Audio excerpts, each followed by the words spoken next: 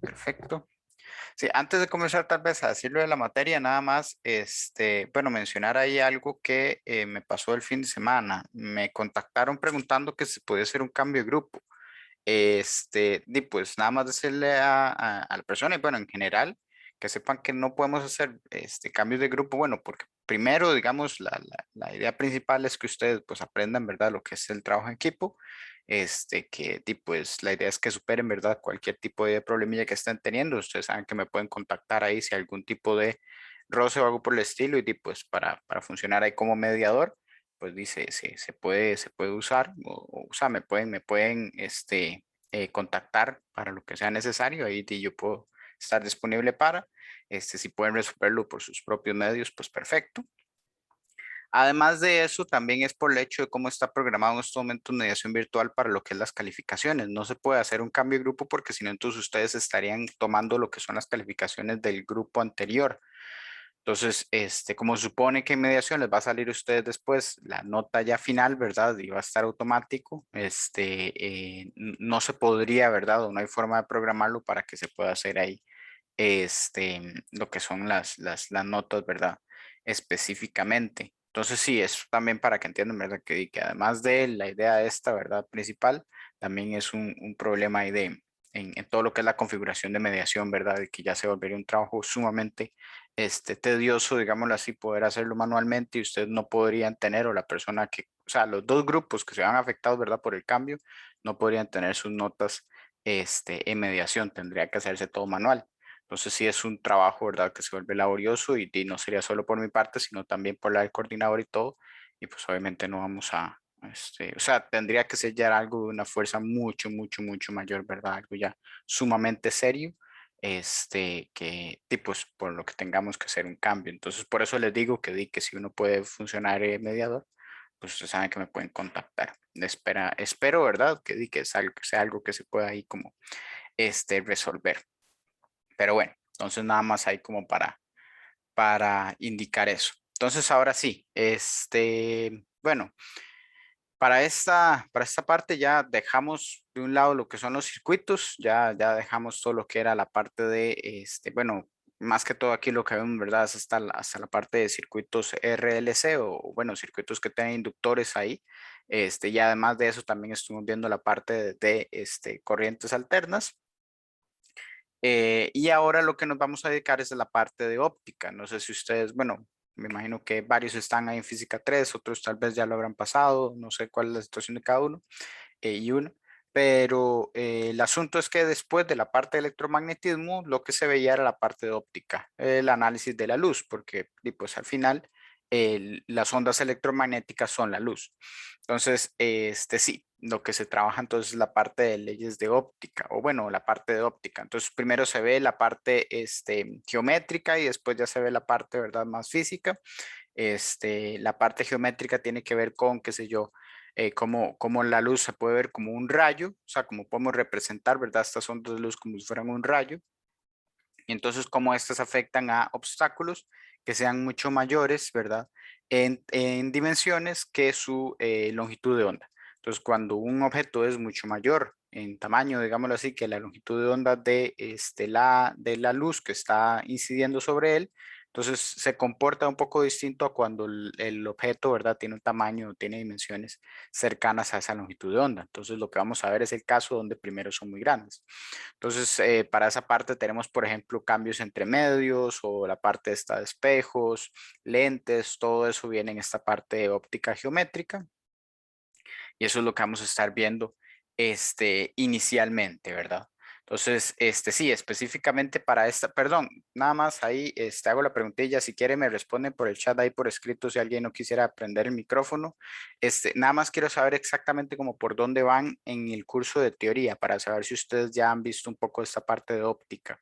Es para saber si necesito ser un poco más introductorio, o si pues ya tienen un poco de expertise, ¿verdad?, en esto. Entonces, alguno ahí, o bueno, es que no sé si todos ya habrán pasado el curso de laboratorio, perdón, de física 3, el teórico.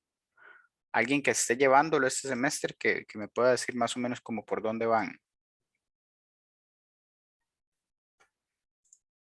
Profe, en mi caso sí, ya vimos el capítulo 30 y algo, creo que es 34 de la naturaleza de la óptica, sí. Ok, ok, ya van ahí como por esos, o sea, ya van un poco más adelante que eso o están por ahí, están como por difracción y esos.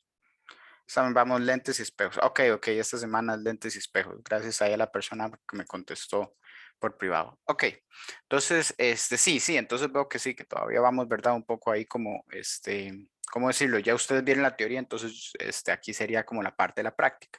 Entonces, sí, para la parte de lentes, pues ustedes ya deberían saber bastante lo de refracción, porque justo, bueno, reflexión y refracción, porque justamente para eso, de eso depende. En teoría, nosotros vamos a ver, espejos y lentes, si no me equivoco, ya en la próxima clase. Pero bueno.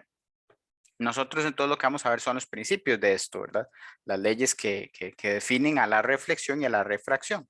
Entonces recuerden que la reflexión lo que tiene es que cuando un rayo de luz incide sobre una superficie en un ángulo que no sea el normal, ¿verdad? Un ángulo distinto al normal, un ángulo que se abra desde ese normal, este va a rebotar o va a reflejarse y cuando se refleje el rayo de luz reflejado va a tener exactamente el mismo ángulo con respecto a la normal en magnitud, pero, ¿verdad? Siguiendo lo que sería el otro lado, ¿verdad? De esta dirección normal. Recuerden que el término normal, ¿verdad? Es como decir perpendicular o que sale perpendicularmente de la superficie. Entonces eso también se cumple para la parte de espejos y lentes, ¿verdad? Cuando nosotros tenemos una superficie curva, una dirección normal, ¿verdad? Es justo en ese punto que estamos viendo la superficie, ¿cuál sería la dirección perpendicular? ¿Cómo es que saldría, verdad? Perpendicular a una recta tangente sería en ese caso. Pero el punto es que entonces nosotros podemos realizar, ¿verdad? Esta línea normal, ¿verdad? Completamente perpendicular. En este caso solo vamos a estar trabajando con rectas, no va a haber curvas. Entonces va a ser una línea que sea completamente perpendicular a esta superficie recta. Y entonces desde ella es que nosotros medimos los ángulos, ¿verdad? En ejemplo de reflexión, entonces el ángulo incidente y el ángulo reflejado. Bien, entonces eso por ese lado, la ley de la reflexión es muy sencilla por eso, porque en magnitud son exactamente iguales el cita 1 y bueno, en esta parte aquí en la literatura o en la guía que se nos da, se le llama cita 1' a lo que sería el reflejado. Recuerden que depende mucho de la literatura, puede que hayan otros casos ahí donde se les ponga otros subíndices o no se les ponga primas, ¿verdad? Etcétera, etcétera. Entonces, luego, además de esa, que es sumamente sencilla, ¿verdad? La ley de la reflexión, está la ley de la refracción, que es cuando cuando el rayo de luz ya entra en el material, ¿ok? Cuando incide y entonces luego penetra en el material, y entonces ahí tiene un ligero cambio de dirección, ¿sí? Dependiendo del material que nosotros tengamos. Si nosotros estamos pasando de un material que es menos ópticamente denso que en el que vamos a entrar, entonces lo que vamos a tener es que el rayo de luz se va a acercar a la normal, pero ya vista en el lado del segundo material, ¿verdad? Recuerden entonces que la normal yo la puedo hacer tanto saliendo, pero también la puedo hacer entrando. Entonces va a estar más cerca el ángulo del rayo ya refractado, el que está dentro de este segundo material, va a estar más cerca de la normal si este segundo material es más ópticamente denso, ¿ok? Cuando decimos ópticamente denso se refiere o uno lo que está hablando es del índice de refracción, que justamente viene de esta parte, ¿verdad? La ley de la refracción. Entonces no es lo mismo un material denso, digámoslo así, por la materia, ¿verdad? Por qué tanta densidad de masa tenga, y que un material ópticamente denso, que eso entonces ya tiene que ver más que todo con el índice de refracción. En algunos casos sí se cumple, ¿verdad? Que los dos materiales, qué sé yo, si un material es más denso, entonces también es ópticamente más denso. Eso a veces se cumple, pero no es una ley, o sea, no es que siempre suceda. Entonces, por eso es que hay que hacer la diferencia ahí entre las dos cosas. Bueno, y si el material más bien es menos ópticamente denso, ¿ok? O denso ópticamente, entonces lo que yo tengo es que el rayo de luz se separa más de lo que sería la dirección normal, ¿ok? Entonces, exactamente cuánto se separa o cómo es esa diferencia entre los ángulos, ¿verdad? Relacionado con qué tanta densidad óptica tenga cada uno, entonces va justamente con la ley de Snell, que es la que nos relaciona ahí los índices de refracción y los ángulos mediante la función seno. ¿Ok? La función trigonométrica seno. Entonces la ley de Snell está ahí también en la guía, es esa que es n1 por seno de cita 1 es igual a n2 por seno de cita 2. Entonces, dependiendo de qué es lo que nosotros tengamos en nuestro experimento, podemos sacar ya sea el índice de refracción de un material o tal vez lo que ocupamos saber es más bien el ángulo cita 1, el ángulo cita 2 Entonces ahí dependerá de cada caso. El ángulo de refracción no solo está dado por la ley de Snell, porque si no, entonces no podríamos conseguirlo en algunos casos, ¿verdad? O qué sé yo, en la teoría. Entonces es el ángulo de, perdón, el índice de refracción también se puede obtener desde la ecuación que está ahí, la 8.3, que sería, que es la relación que hay entre la velocidad de la luz en el vacío, que en teoría esa sería, o el vacío se considera con índice de refracción 1, y la velocidad de la luz en este medio que nosotros tenemos. La velocidad de la luz se vuelve un poquito más corta cuando no estamos en el vacío o más pequeña, por decirlo de alguna forma, cuando estamos en el vacío, pero no demasiado, tampoco es que la luz va a ser lenta. Sí, cambia un poco, ¿verdad? Ese valor, entonces dependiendo de eso tenemos ahí un índice de refracción, dependiendo del medio, ¿verdad? Y cómo se transmiten entonces las ondas electromagnéticas por este. Muy bien, entonces, dado que el aire es básicamente un gas y la luz tiene mucha libertad, digámoslo así, o no tiene una gran interacción con las moléculas de este gas porque están cada una muy separada, entonces nosotros podemos obtener incluso experimentalmente, ¿verdad? No hay que hacer esta parte teórica o ese análisis teórico que hice. Uno puede notar, ¿verdad? Que, o puede medir que la velocidad de la luz en el aire es sumamente cercana a C, es muy, muy, muy cercana a C. Entonces, el índice de refracción del aire es muy, muy cercano a 1. Entonces, básicamente o generalmente se toma como 1. Ya tendría que ser un ejercicio muy específico o por el estilo donde se pida ya más precisión, que ahí entonces uno va colocando los decimales, ¿verdad? Que van junto con el n del aire. Pero me parece que los dos primeros, ¿verdad? Decimales serían 0 y creo que es después de ese que va un 2 o un 6. La verdad en estos momentos no recuerdo bien, pero vean que sí es algo sumamente pequeño, ¿verdad? Lo que tiene ahí a la par. Entonces, básicamente se considera un 1. ¿Ok?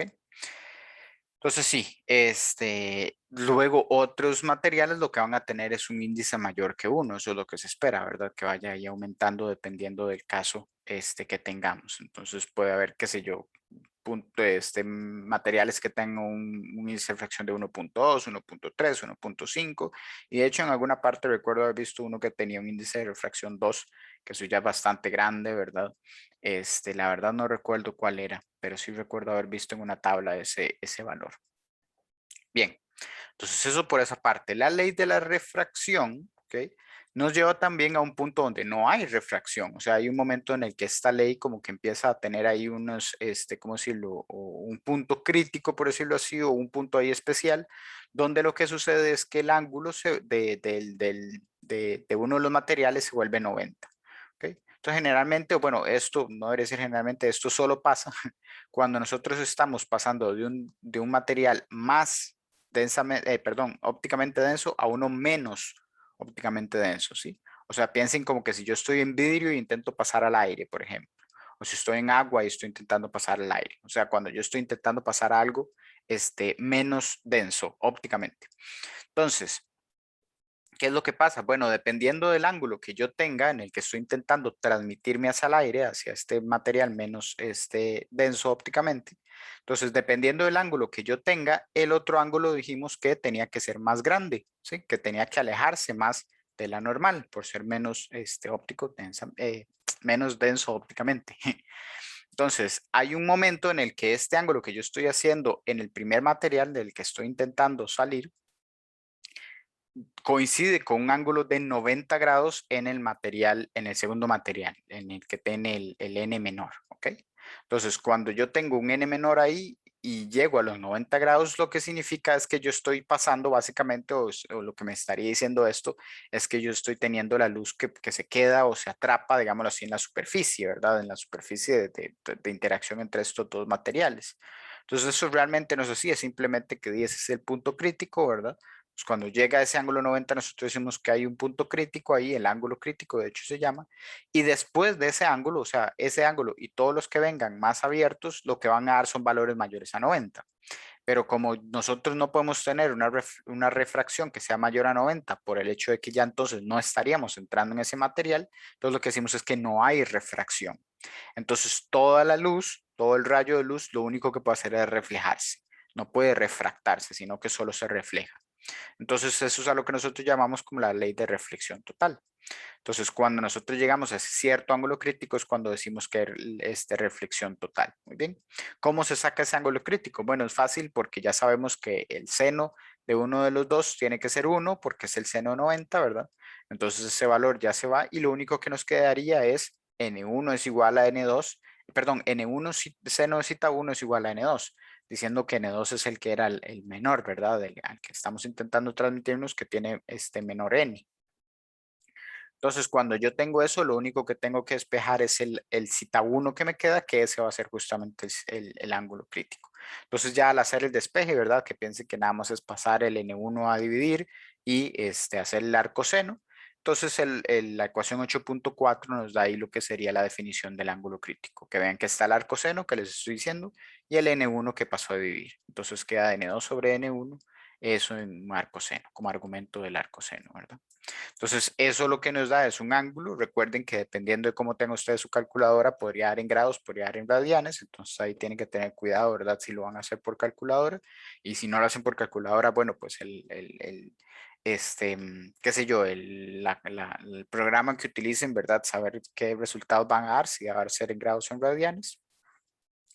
Y además de eso, ¿verdad? Junto con el ángulo crítico, si nosotros llegamos y decimos que el medio que nosotros vamos a trabajar por fuera es el aire, por ejemplo, o el vacío, que son 1, entonces nosotros podemos también sacar el índice de refracción del otro material si sabemos cuál es el ángulo crítico.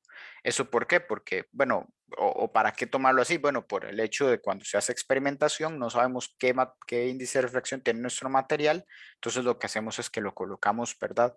Junto con aire, junto con vacío, entonces le ponemos una luz y nosotros vamos midiendo exactamente el ángulo donde está el ángulo crítico, entonces ya se vuelve un valor que se obtiene experimentalmente y después de ahí entonces se puede sacar el índice de refracción ya de forma indirecta, ¿verdad? Como medida indirecta. Entonces aquí en la guía lo que hay al final es, bueno, al final no, cuando se termina esta parte de ley de reflexión y refracción, hay una figura donde se muestra, ¿verdad? Justamente cuál es el rayo incidente, que sería uno rojo, el reflejado, que sería el naranja, y el refractado, que sería el azul. Entonces ahí se muestra lo que serían los tres materiales. La línea normal que les estaba diciendo yo, ¿verdad? Perpendicular sería la que está dada por la punteada, la de color negro punteada, que tiene un N y un N', que lo que está diciendo es como, ¿verdad? Desde un punto a otro, ¿verdad? Cómo se formaría esa línea por ahí. Entonces sería, digamos, más o menos cómo se vería el caso donde hay refracción, ¿verdad? Recuerden que si hay reflexión total interna, entonces no habría este rayo refractado. Muy bien. Entonces, por ejemplo, para ese caso, el de esa figura, vean que lo que se está pasando es de un índice de n menor a uno mayor, porque el incidente viene con un ángulo cita 1 más grande que el cita 2, que quedó más cercano, ¿verdad? A lo que sería la recta y normal. Muy bien. Entonces, por ese lado. Y luego, además de eso, también se tiene la parte de dispersión de la luz, que es lo que viene ahí en la teoría. Yo agregaría aquí también la parte de la de los prismas, pero bueno, pues eso se habla un poco más en el procedimiento. Pero bueno, esta parte de dispersión de la luz, lo que se dice es que, bueno, este índice de refracción que nosotros estamos hablando realmente también depende de cuál es la frecuencia o, bueno, la longitud de onda que tiene la luz que está incidiendo. Esto porque cambia un poco lo que son los valores, ¿verdad? De las frecuencias cuando nosotros estamos en distintos medios. Entonces, como cambia un poco lo que es esta frecuencia, ¿verdad? Entonces hay un ángulo distinto que pueden tener la luz, dependiendo de su longitud de onda, cuando entra a otro medio. Entonces, por ejemplo, si nosotros tenemos una luz blanca, que recuerden que una luz blanca es la combinación de varias longitudes de onda, este, bueno, que me preguntan por acá, para ángulos menores al crítico va a haber siempre reflexión y refracción en una interfase. En teoría sí, o sea, mientras estemos hablando de dos medios, ¿verdad? Translúcidos, sí, eso tal vez no lo mencioné, ¿verdad? Pero la idea es que todo esto se trabaja con medios translúcidos. Si ustedes llegan e intentan hacer esto con una pared, no van a ver absolutamente nada refractado, ¿verdad? Pero sí, mientras tengamos dos medios translúcidos y no hemos llegado al ángulo de el ángulo crítico, entonces sí tendríamos reflexión y refracción para que la persona que me pregunta por ahí. Bueno, entonces estaba diciendo que en la parte de dispersión de la luz, sí, dependiendo de perdón, de la frecuencia o la longitud de onda que tengamos, entonces puede que se generen distintos ángulos. La luz blanca es una combinación, ¿verdad?, de todas las luces que están en el visible, por lo menos, y bueno, técnicamente también pueden haber luces, ¿verdad?, de otras combinaciones de frecuencias, pero específicamente la blanca, que es la que nosotros podemos observar, ¿verdad? Cuando uno lo coloca en algún cierto sistema, ¿verdad? Qué sé yo, en algún tipo de vidrio o algún otro tipo de material que nosotros veamos que dependiendo de la frecuencia de onda, su índice de refracción sea distinto. Entonces lo que vamos a ver es que cada uno de los colores o cada una de las longitudes de onda va a tener un distinto ángulo. Entonces eso lo que va a generar es que se separe la luz blanca en los distintos colores. Entonces va a ir en el orden ahí del espectro electromagnético y entonces sí se va a ver, ¿verdad? Comenzando desde el rojo hasta el violeta, ¿verdad? Que es, digamos, donde está la gama de los colores, y entonces ahí vemos cómo se dispersa la luz. Justamente ese fenómeno, me imagino que ustedes se lo mencionaron en la teoría, este, en el curso de teoría, justamente ese fenómeno es el que genera los arcoíris, ¿verdad? El hecho de que haya dispersión de la luz y las gotas de agua suspendidas en la atmósfera, entonces son las que generan ahí la dispersión esta que hace que la luz del sol, que técnicamente el sol irradia en muchísimas longitudes de onda, pero nosotros vemos la visible, ¿verdad? La blanca, esta se dispersa y entonces vemos ahí todos esos colores.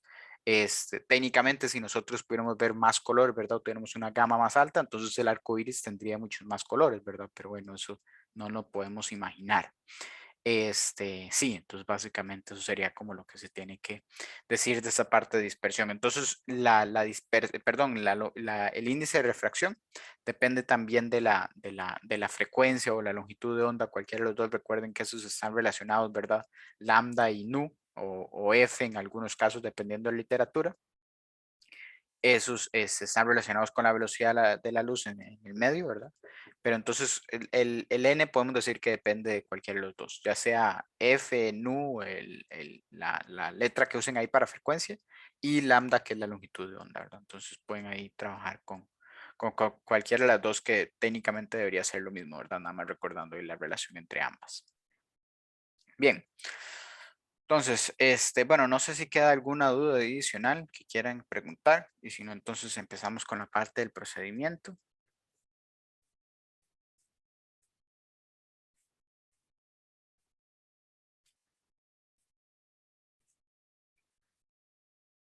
Todo bien. Entonces, cualquier cosa ahí, si me llega algún mensaje yo en el chat lo veo. Sí, lo que iba a decir es, bueno, no está en la parte de la teoría, ¿verdad? Pero como les dije antes, también se va a trabajar en este procedimiento con un prisma. Entonces, el análisis de un prisma, ¿verdad? Y la desviación mínima, eso es algo sumamente geométrico, ya ahorita lo voy a mencionar.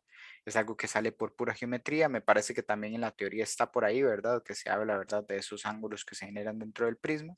Entonces ahí también vamos a analizar esa parte, o va a ser, va a estar en la práctica. Algo que me parece que cambió, porque recuerdo que el año pasado cuando di este curso, me parece que no recuerdo si fue el primer o el segundo semestre, todavía no estaba, pero veo que ahí hizo sus cambios ahí el coordinador y me pareció interesante. La verdad es que está bonito trabajar un poquillo lo que es la geometría de eso. Pero bueno, entonces, en el procedimiento, lo primero que van a hacer es la parte de reflexión y refracción. Eso lo van a hacer con el simulador que está ahí, la dirección electrónica en la guía. Es otro de los simuladores de FET. Vean que ya entonces no vamos a estar trabajando con el ETSPICE, claramente, porque ya no tenemos circuitos. Entonces vamos a tener ahí con ese simulador. Tiene varios casos. Lo que vamos a utilizar nosotros más que todo es el de la introducción, o sea, el primero y el segundo, que son introducción y prismas. Entonces, perdón, el de prismas y el de más herramientas, perdón, serían los dos que veo que sale ahí. No sé por qué pensé en el de introducción, creo que es porque está ahí seleccionado en la figura. Entonces ustedes van a entrar ahí y van a estar trabajando con lo que es la parte de la reflexión y refracción. Para eso van a tener que estar colocando, bueno, primero encienden, ¿verdad? Con el pequeño botón que está supuestamente en el láser, ¿verdad? Con eso pueden encender ahí el láser. Y lo que van a hacer es que incida, ¿verdad? Sobre la otra superficie que tienen al otro lado, y ver cómo se refleja y cómo se refracta la luz incidente. Entonces, van a necesitar utilizar un transportador que está ahí en el mismo simulador. O sea, no tienen que buscar, ¿verdad? Un transportador está poniendo en la pantalla, sino que ahí mismo les dan lo que es como un transportador, ustedes nada más lo arrastran y lo ponen donde quieren. Tengan cuidado, sí, cuando están utilizando, ¿verdad? Revisen que sí quede exactamente donde lo ocupan. Él se puede tanto trasladar como rotar, entonces tienen que tener ahí el cuidadillo de que quede bien alineado. También hay una opción, si no me equivoco, para poner lo que es que salga la línea normal, entonces eso les puede ayudar también para alinear, ¿verdad? Lo que sería el transportador. Entonces ahí ustedes lo colocan para poder sacar las medidas. Vean ahí que el transportador tiene pues, diferencias ahí entre ángulos. Vean que no están todos los ángulos con número, está graduado, pero no salen todos los números. A eso me refiero a que sale solo 0, 30, 60 y 90, pero ahí también entre 0 y 30, por ejemplo, hay varias graduaciones. Entonces ahí a ustedes les queda, ¿verdad? Para verlo, no es nada del otro mundo, ahí ustedes pueden sacarlo. No lo digo nada más como para que ustedes lo hagan y tengan algo, algo interesante que hacer ahí con el simulador. Y la idea entonces es que ustedes vayan moviendo poco a poco, ¿verdad? Este aparato, ¿verdad? Del láser, ahí tiene para poder moverlo, digamos, en direcciones angulares. Entonces ustedes lo van moviendo poco a poco ahí con el mouse, ¿verdad? Arrastrándolo para que se coloque a ciertos ángulos que se les piden, que es 10, 20, 30 y así hasta 80. Entonces ustedes lo ponen a incidir en esos ángulos y después ustedes sacan entonces lo que sería los ángulos del rayo reflejado y el rayo refractado, ¿sí? Y además de eso se les pide ahí que saquen el seno, ¿verdad? De cada uno, bueno, tanto el ángulo incidente como el refractado, que eso básicamente es ponerlo en una calculadora o en el mismo Excel, ¿verdad? Donde ustedes estén haciendo esto, también pueden trabajarlo. Ahí ustedes lo sacan. Entonces, lo que se les pide también es que vayan cambiando cuál es el material al que van a incidir, ¿verdad? Ahí les van diciendo las combinaciones que se necesitan. Entonces, para ver si lo encuentro aquí rápidamente. Mm,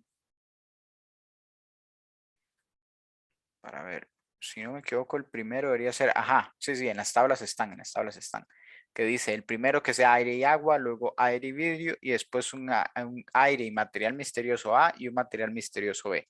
Con materiales misteriosos se refieren a que no tenemos el índice de refracción nada más, ¿verdad? O sea, que el simulador no quiere darlos. Ok, todo bien, ahí me manda un mensajillo, pero todo bien. Ahí cualquier cosa es de problemillas con internet, pero todo sano. Entonces, sí, lo que está diciendo es que los materiales misteriosos lo único es que no nos están dando el índice de refracción y la idea es que ustedes con el índice de refracción, ¿verdad? Puedan ir y buscar, ¿verdad? Cuáles serían técnicamente esos materiales. Sí. Luego también se pide en la parte B, ¿verdad? Del procedimiento, lo que sería la reflexión total interna que estamos hablando. Entonces, lo que se pide es el ángulo crítico. Entonces, obtener el ángulo crítico para cada uno de estos casos. Recuerden que para eso entonces uno tiene que estar incidiendo desde el material de mayor densidad, ¿verdad? Por ejemplo, ahí dice vidrio, material A y material B. Entonces, ustedes tienen que estar en ese material, adentro del material e intentar incidir en el aire, para poder encontrar lo que sería el ángulo crítico, ¿verdad? Entonces ahí para que lo recuerden, ¿ok? Entonces lo que dice ahí es que aumente los ángulos de incidencia desde 10 grados hasta alcanzar el incidencia máximo por el cual se aparece. Entonces creo que 10 grados es muy poco. Bueno, tal vez es que algunos de los materiales tienen un índice de refracción bastante alto, pero me parece que pues no, o sea, ustedes ahí lo encuentran, ¿verdad? Es nada más llegar ahí, empezar a moverlo, a cuando ustedes vean que el rayo transmitido, el de refracción, ¿verdad? Simplemente se acerca a la superficie y cuando desaparece justo el momento en el que es en teoría completamente perpendicular a la normal, ¿verdad? Cuando está en 90 grados, entonces ahí es donde ustedes toman el dato. Eso es como lo que se busca, ¿verdad? Entonces ahí ustedes lo obtienen. Tengan cuidado, ¿verdad? Porque si ustedes lo abren mucho más, entonces el rayo simplemente va a desaparecer y ustedes no van a saber si ese es el ángulo crítico o no, ¿verdad? Porque ya están por encima del ángulo crítico y por encima de este ángulo crítico todos los casos van a tener reflexión total interna. Entonces, sí tienen que tener cuidado no abrir lo demás. Es a lo que voy.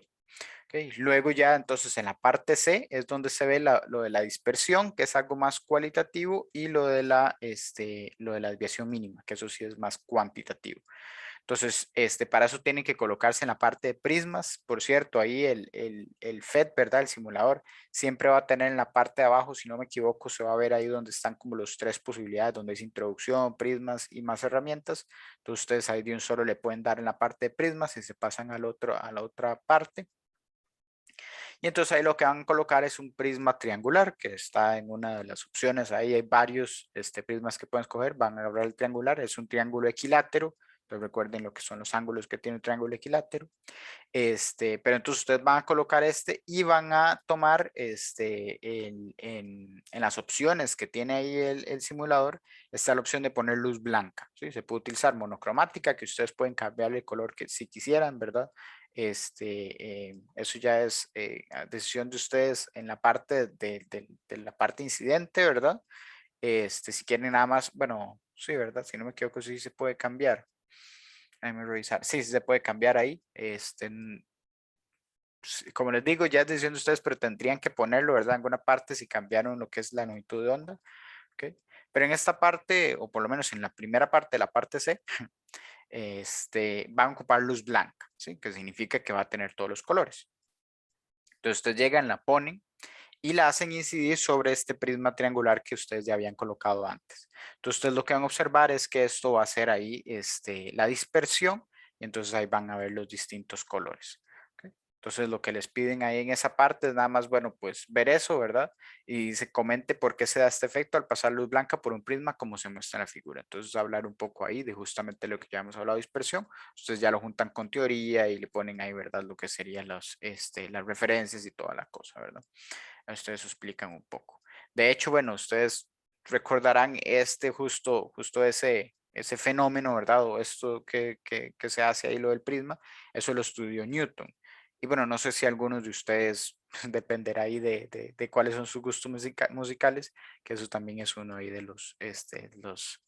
em, de los portadas, por decirlo así, ¿verdad? Que sale en uno de los discos ahí de Pink Floyd. Entonces, pero bueno, el fenómeno, el primero que lo estudió realmente fue Newton cuando estaba estudiando la naturaleza de la luz. Entonces, sí, la idea es ustedes que ahí que comenten un poco al respecto de eso. Y después, entonces, ahora sí vuelven a la luz monocromática, o sea, después de haberlo puesto en luz blanca, vuelven a la luz monocromática y se les va a pedir dos casos. Uno donde utilicen el color rojo, si no me equivoco, que es a los 700 nanómetros, y después, ajá, el de la violeta que es de 380 nanómetros. O sea, tienen que hacer esto con dos longitudes de onda distintas. Entonces, aquí la idea es que ustedes lleguen y con puesto el prisma, ¿verdad? Van a llegar y van a seleccionar la parte de los normales y también el transportador para tomar unas ciertas medidas. Eso, el array, digamos, o cómo tienen que configurarlo, está como en la figura 8.10. Ahí más o menos se ve cómo es que se tiene que estar colocando el sistema. No sé, no sabría decirles si ya para ese caso está colocado, ¿verdad? Y que esto es solo una sola figura o si nada más se puso por ahí, pero no sé si exactamente la medición que se está tomando en esa figura es la correcta, ¿verdad? En lo que es lo que ustedes deberían obtener. Pero por eso entonces mejor lo hacen ustedes, ¿verdad? Y también pues para hacer el experimento, porque si no, no tiene mucha gracia. Pero la idea es que entonces ustedes lo que van a hacer es colocar este sistema tal que ustedes puedan notar, ustedes puedan ver que la línea, ¿verdad? Que entra en el prisma quede completamente horizontal. Ahí es donde en teoría tendríamos, ¿verdad? Lo que sería la desviación mínima para este prisma, ¿no? ¿Ok? Entonces la idea es que ustedes lleguen a esa desviación mínima y bueno, pues que saquen, ¿verdad? El índice de refracción del prisma, el índice n, ¿verdad? Con respecto a esa desviación mínima. Entonces, para eso necesitan el ángulo interno del prisma, que en teoría debería ser el ángulo que está arriba, para este caso, digamos, a cómo se está haciendo. Pero recuerden que es un triángulo equilátero, entonces ustedes ya tienen ese ángulo. Y después el ángulo de desviación mínima, ese lo pueden sacar utilizando la ecuación 8.7, donde se relaciona el ángulo interno del prisma y el ángulo de incidencia que ustedes están utilizando, ¿verdad? O el que están obteniendo con el transportador, que sería ese zeta que está ahí en esa ecuación, ¿ok? Entonces recuerden que el zeta es el ángulo que están ahí ustedes obteniendo. Eso se puede hacer, ¿verdad? De una forma meramente geométrica, o sea, ustedes pueden llegar y obtener eso utilizando geometría por el hecho de que se tiene que cumplir esto del triángulo equilátero, ¿verdad? Que el ángulo de aquí se aparece abajo también y todo el enredo ahí que ustedes vieron en la teoría. Entonces, sí, la idea entonces es que ustedes puedan sacar por ahí el ángulo de refracción. Perdón, el índice de refracción, perdón. no sé qué estoy diciendo, el índice de refracción de ese prisma, ¿verdad? Utilizando entonces la formulilla que está por ahí. Y eso lo tienen que hacer tanto con el de 700 nanómetros, que es el rojo, como con el de 380 nanómetros, que sería el violeta. Entonces, obviamente esperamos que haya una diferencia ahí pequeña, ¿verdad? En lo que sería la desviación mínima o el ángulo, por el hecho de que estamos utilizando dos, dos longitudes de onda distintas. Entonces, al tener una diferencia en el ángulo de desviación mínima, entonces también estamos hablando de que hay una diferencia pequeña en el índice de refracción. ¿Okay?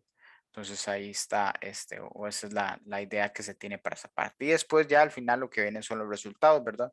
Que generan, o sea, más que todo lo que hay ahí son gráficas. Entonces de las gráficas ustedes pueden sacar con los, si hacen el ajuste lineal, pueden sacar los índices de refracción, si no me equivoco. Sí, el índice de refracción en el caso, ¿verdad? De las gráficas de seno de cita 1 y seno de cita 2.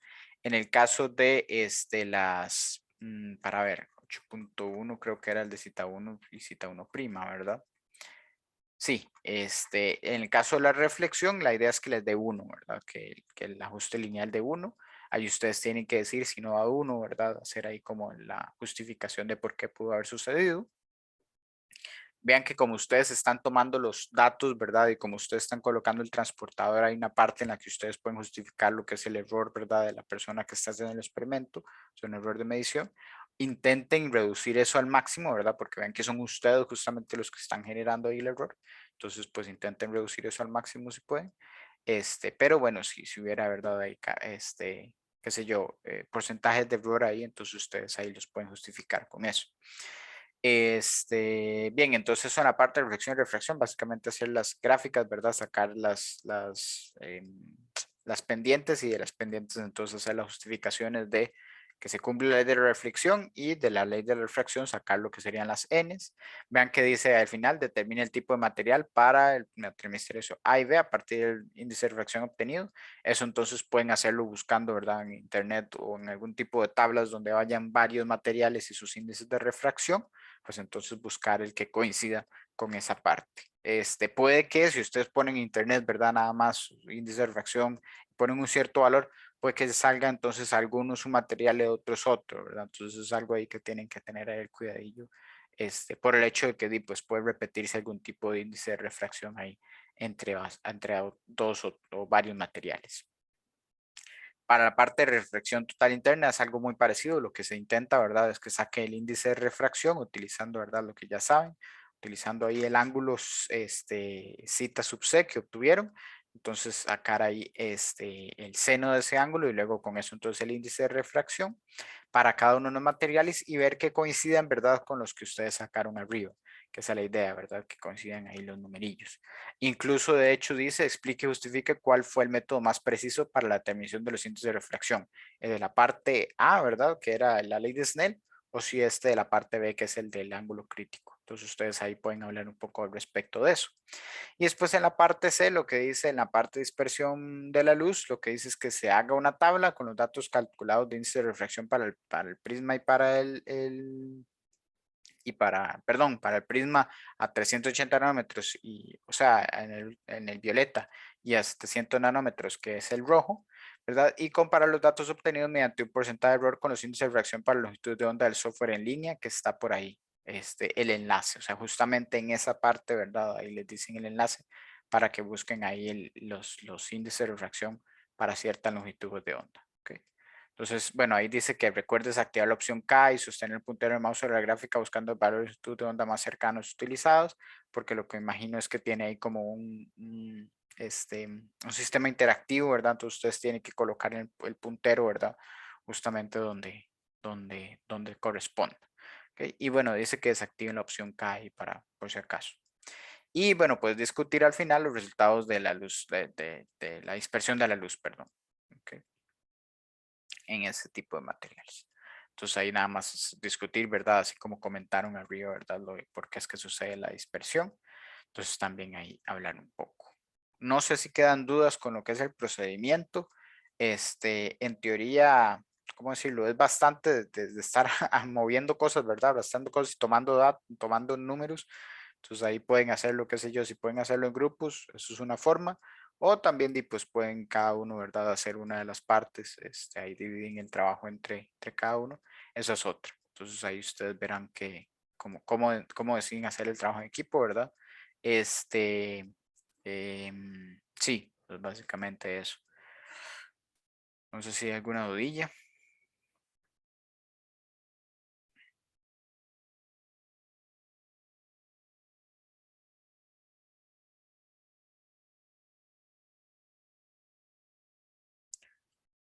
Todo bien.